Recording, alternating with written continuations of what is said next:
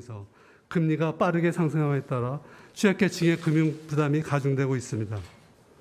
몇 가지 주요 상황을 보면 먼저 소상공인, 자영업자 분들이 코로나19 매출 부진을 추가 대출로 견지면서 채무 부담이 가중되고 있습니다.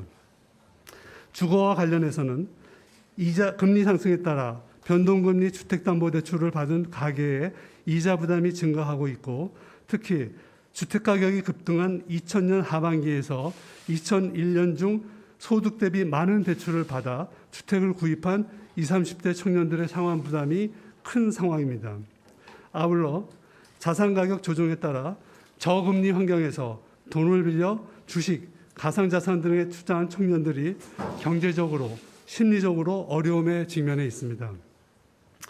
일반 서민과 저신용 차주분들은 소득과 신용도가 낮기 때문에 금융 이용이 어려워지고 불법 사금융 노출 등 어려움에 처해 있습니다.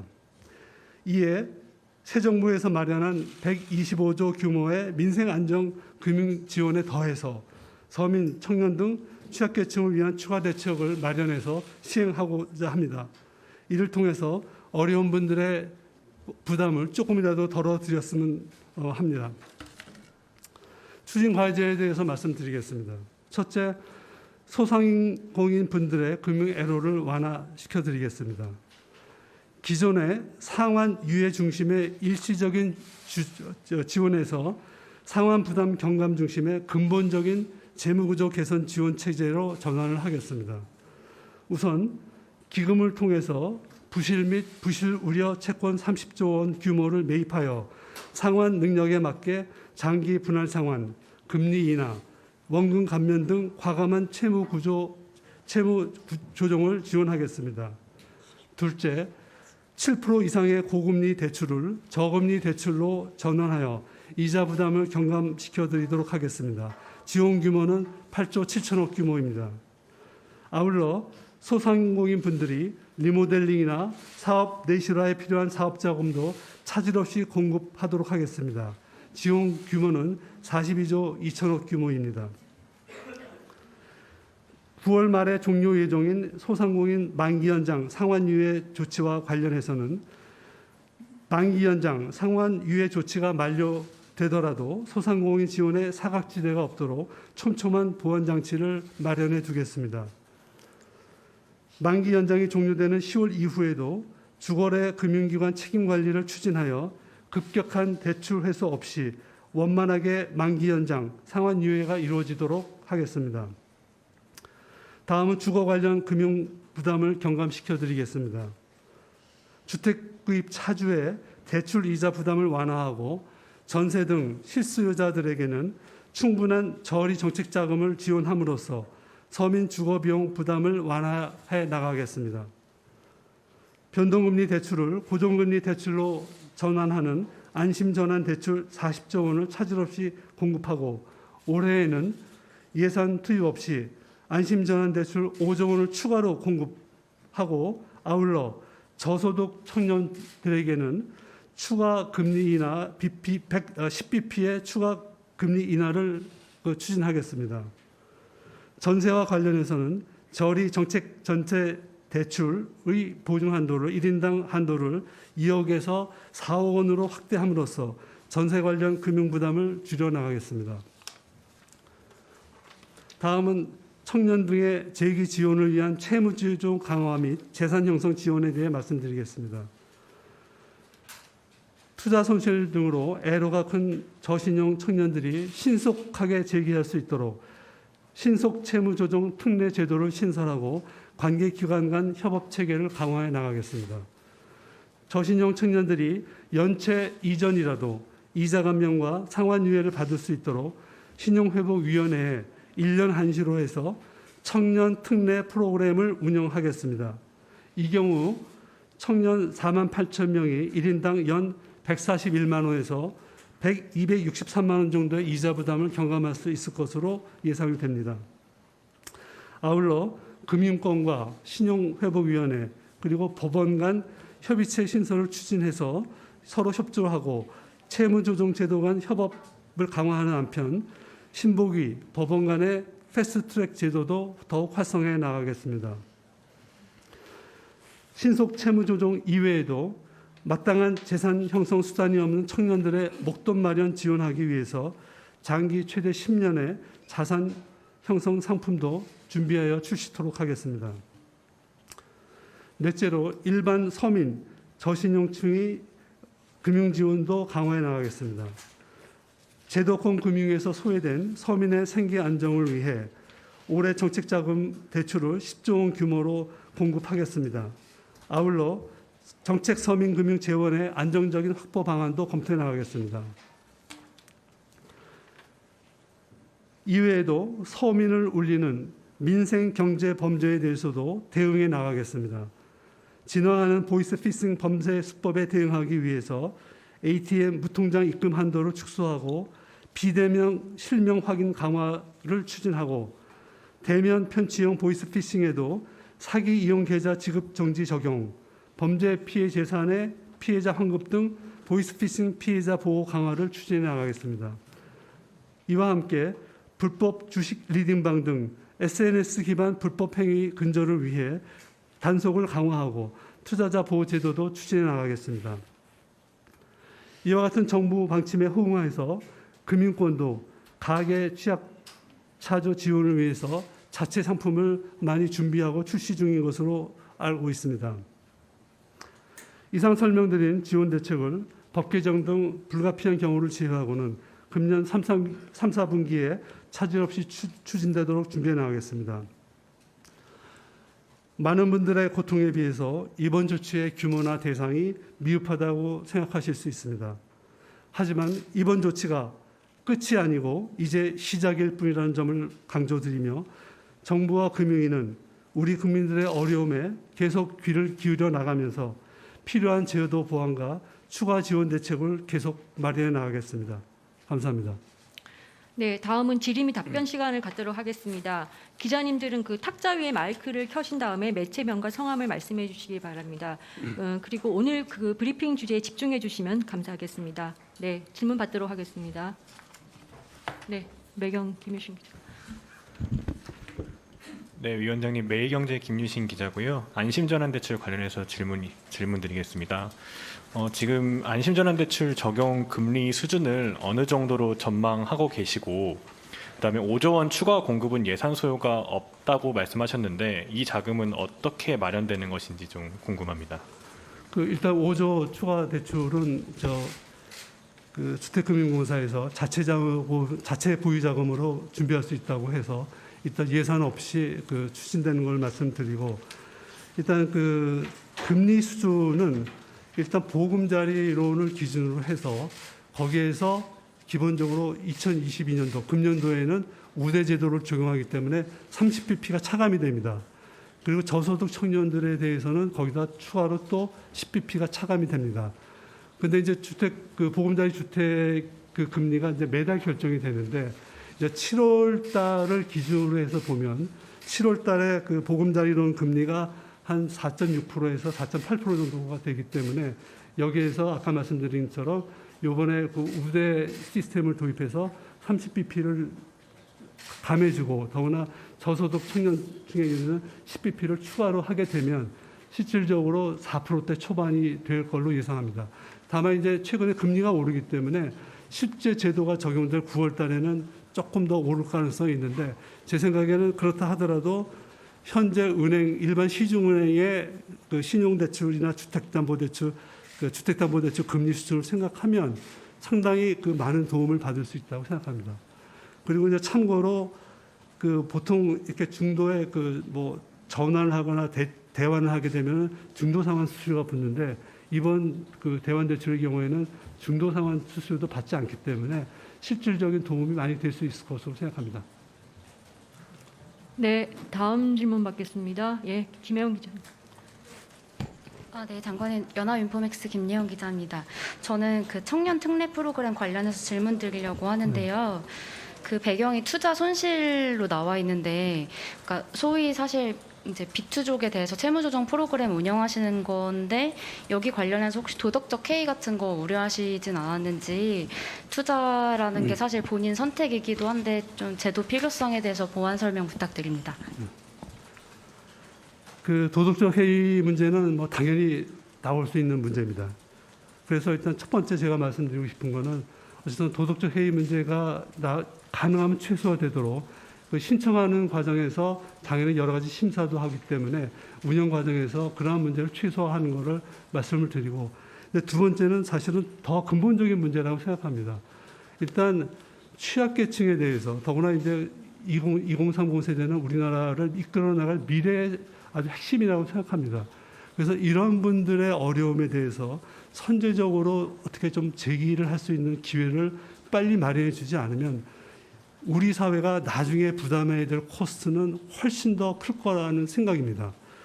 그리고 사실은 2030뿐만 아니라 이런 취약계층에 대해서 우리가 일부의 모럴 해저드 이슈에도 불구하고 추진하는 이유는 이런 분들에 대한 어떤 지원이 마땅하게 이루어지지 않으면 지속 가능한 건강한 사회가 이루어질 수 없다는 기본적인 생각이 깔려 있습니다. 그래서 일부 도덕적 해이 문제에 대해서는 저희도 충분히 알고 있고, 그거는 제도 운영 과정에서 저희가 최소화하고, 그리고 또 운영을 하다 보면 또 문제가 나타날 수 있습니다. 그러면 아까 말씀드렸죠. 오늘 발표한 제도가 끝이 아닙니다. 새로운 환경화에서 새로운 지원 체제의 출발을 알리는 첫 번째 시도일 뿐입니다.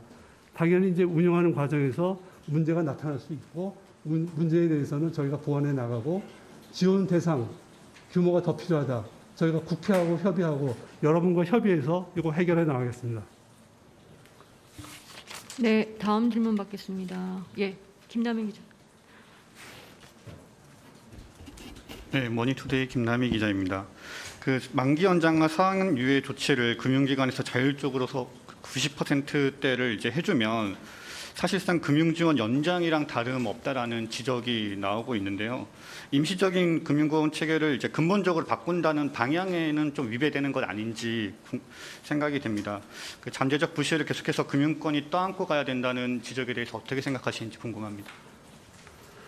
저희가 이제 표현에 이제 전에는 이제 상환 유예라든가 뭐 만기 연장 유예 같이 약간 일단 시간을 벌어두는 쪽으로 하다가 이제는 이제 그렇게 해갖고는 될 수가 없다. 앞으로 어떻게 상황이 될지도 모르고, 지금 뭐 만기 연장을 갖다 4차례 벌써 연장하지 않았습니까?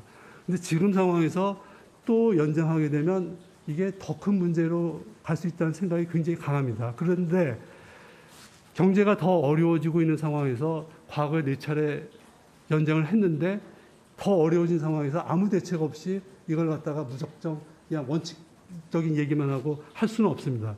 그래서 제가 말씀드린 게, 일단 저는 부채 문제에 대해서 1차적인 책임은 돈을 빌려준 금융기관과 빌린 사람 간에 일단은 해결해야 된다고 생각합니다. 그건 뭐냐면 금융회사가 책임지고 자기가 고객인 그 차주에 대해서 신용상태도 파악하고 도와줄 수 있는 건 도와주고, 도와줄 수 없는 거는 빨리 뭐 신용회복위원회를 넘기든지 아니면 법정회사로 가지든지 정리 선택을 해야 된다고 생각합니다. 그래서 1차적인 책임은 금융회사가 져야 되는데, 지금은 일단 금융회사가 할 정도로 기다릴 수 없는 상황이기 때문에 저희가 이런 프로그램을 통해서 마련한 거고, 그러면 지금 한번 흐름을 보십시오. 저희가 마련하는 걸 보면 일단 30조 규모를 통해서 이거는 채무제조정이거든요. 그냥 갖고 있지만 말고 부실이 있거나 부실 우려가 있으면 그냥 갖고 있지 마라. 이쪽으로 넘겨서 정리를 하겠다. 그래서 부실이 있으면 그냥 정리를 어떻게든지 정리를 빨리 하는 게 좋기 때문에 30조는 이쪽에 넘기고, 그 다음에 어쨌든 상환 부담을 줄이기 위해서 고금리를 갖다 저금리로 바꾸고, 그리고 또 정상적인 차주 중에서 또 새로운 어떤 비즈니스를 하다 보면 자금 수요가 있으니까 그 자금 수요에 대응해서 우리가 신부와 융자라든가 이런 걸 통해서 자금 지원을 신규로 하겠다는 게 소상공인 대책 3가지의 그 기본 흐름입니다. 그럼 이제 남는 문제가 뭐냐? 차주별로 이렇게 쭉 보다 보면 정부 대책에 들어가지 않는 애매한 분야가 있을 수가 있습니다. 그러면 이거 어떡할 거냐? 저는 그거는 금융회사가 답을 줘야 된다고 생각합니다. 근데 여기서 저희가 90%, 95% 얘기 나온 거는 그냥 저희 실무진이 은행에다 물어보니까 통상적으로 만기가 되더라도 한 90에서 95%는 그냥 통상적으로 만기 연장을 한다. 아마 이제 그런 숫자에 기반해서 나온 숫자를 알고 있겠고, 그 다음에 그러면 9월 말 딱 9월 말 시점이 됐습니다. 그러면 이거 어떻게 할 거냐? 그때 가서 하면 늦습니다. 그래서 저희가 금감원하고 미리 좀 팀을 짜서 9월 말에 원칙적으로 만기 연장을 종료해도 되는지 안 되는지를 판단하기 위해서 차주별로 정부에 갈 건 가고 자체적으로 할 건 하고, 그럼 자체적으로 어떻게 할 거냐? 그거 하겠다는 프로그램이 감독당국뿐만 아니라 여러분들의 보기에도 합리적이다. 그러면 이제 그거대로 가는 거고, 그거 안 되면은 좀 조정을 하고 하는 과정을 거치겠죠.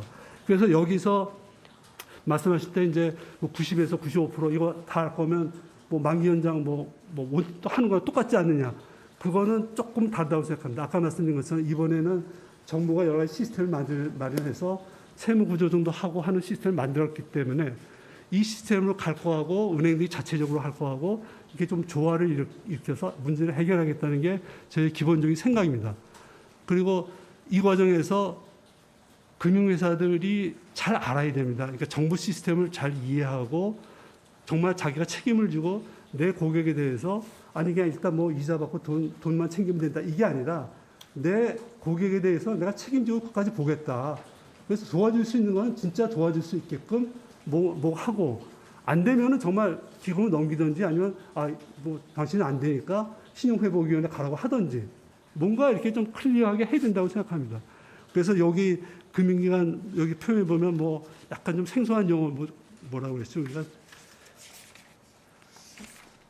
주거래 금융기관 책임관리 이 표현은 아까 이 의미는 뭐냐면 무슨 뭐 새로운 제도를 도입하는 건 아니고 금융회사가 차주로서 책임지고 자기 고객에 대해서 관리를 하고 다만 이제 지금은 상황이 굉장히 예외적으로 어려운 상황이기 때문에 약간의 어떤 사회적인 어떤 책임감을 가지고 더구나 은행도 어느 정도 경제적 여유가 조금 있지 않습니까? 지금은 내년도는 조금 뭐 어려워질 것 같긴 하지만 그러면 이제 그런 거를 종합적으로 감안해서 금융회사들이 앞으로 어떻게 하겠는지에 대해서 그거를 좀 얘기를 해서 요 9월달 만기 연장 종료가 좀 더 소프트하게 되도록 그렇게 추진하겠다는 얘기입니다. 네, 다음 질문 받겠습니다.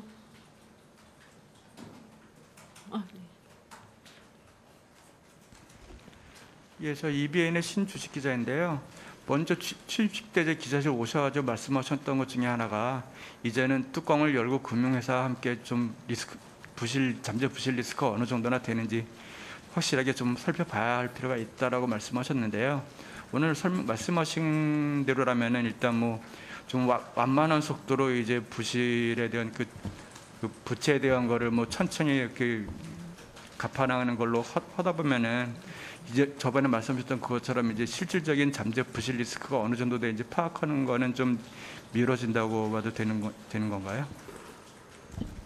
잠재 부실 리스크는 당연히 파악을 빨리 해야 됩니다. 그러니까 이제 지금 저 감독원에서 특히 이제 금융기관 중심으로 해서 이렇게 여러 가지 굉장히 신중하게 보고 있는 걸 알고 있고 저는 이게 잠재 부실 개인 지금 얘기하고 있는 게 주로 이제 개인 아니면 소상공인 아니면 자영업자 쪽 얘기 아닙니까? 지금 저희가 얘기하고 있는 게 저는 이런 생각을 해요. 그러니까 부실화된 거는 방법이 두 개밖에 없습니다. 첫 번째는 빚을 못 갚을 거니까 너는 그러면 그냥 청산으로 하고 그냥 빚잔치 하고 끝내자 하는 게 있고 그렇지 않으면 일단 살려주고 천천히 나누어서 갚게끔 해야 돼요.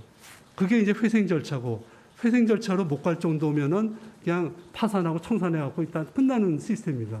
그러면 회생으로 간다고 하면은 부실 규모도 물론 당연히 있지만 이 부실을 한꺼번에 갚게 할 거냐 아니면 뭐 어떤 식으로 갚게 할 거냐는 그거는 차주하고 금융회사들이 잘 정말 고민을 해야 된다고 생각해요. 차주별로 특성이 다르니까 얘는 뭐 예를 들어서 뭐 거치 기간만 조금 늘려주면 되겠다.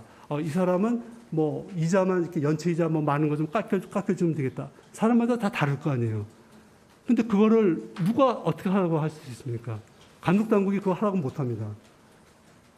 그래서 지금 말씀하신 대로 이게 뭐 이렇게 좀 뭐 만기를 좀 연장하고 한다고 그래서 그게 부실을 감추고 하는 건 아니라고 생각하고 어느 정도 문제 있다는 건 이미 나타난 거고 다만 만기 연장이나 그거는 포인트가 그냥 청산 파산으로 가지 않을 거면 그러면 회생으로 가야 되는데 회생으로 가려면 회생할 수 있게 해줘야 되잖아요. 그럼 사람마다 요건이 다르고 갖고 있는 재산도 다르고 매월 벌어들 수 있는 소득도 다르면 거기에 맞게끔 상환 계획을 짜줘야 된다고 생각합니다. 그거는. 그래서 이 문제는 무슨 뭐 부실을 갖다 조금 더 뭐 이렇게 드러나지 않게 이거하고는 조금 다른 문제가 아닌가 하는 생각이 들어요. 이건 상환의 문제니까. 그리고 얼마나 이렇게 상환을 부드럽게 좀 세트를 할 수 있느냐의 문제라고 생각합니다. 네, 추가로 질문 있으신가요?